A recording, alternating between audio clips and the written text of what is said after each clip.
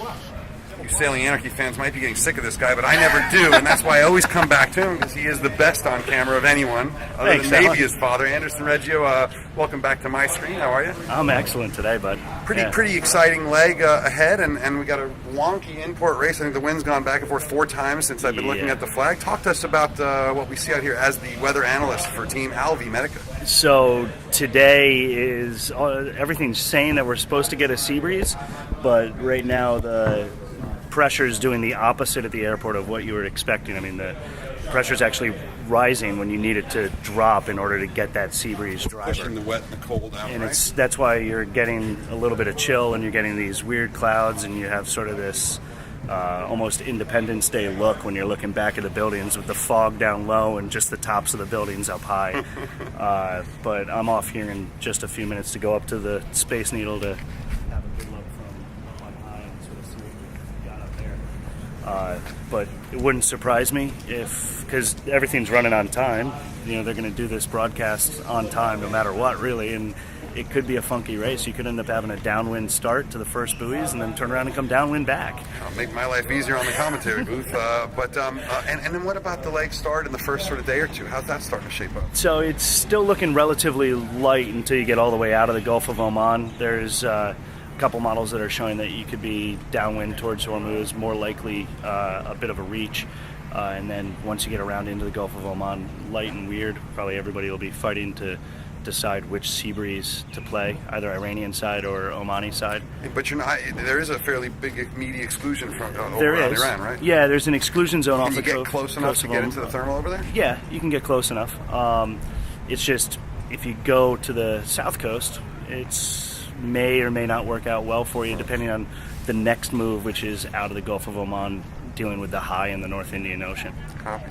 Yeah. Let's just shift gears, because I know you got to run, but that's fine. There was some protests. Obviously you're a rules guy, you're a race officer. A little bit. You know a couple things about that. You'd be pretty happy with the redress. Yeah, it was the whole redress went exactly as we had hoped.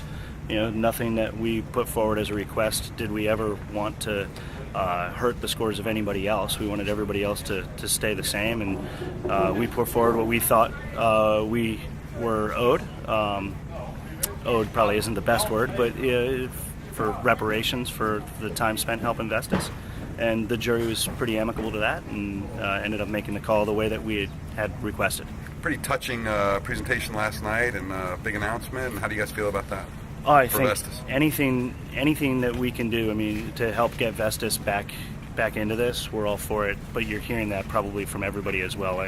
Nico's been pretty clear that most every team has offered up some help in one form or another, ourselves definitely included in that, outside of just spending time with them on a reef.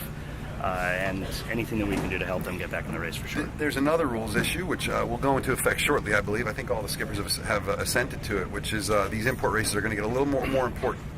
They're going to be tie-breaking as it goes, as it was initially intended. What do you think about that? Yeah, no, I think it makes things cleaner. I think it makes things clearer.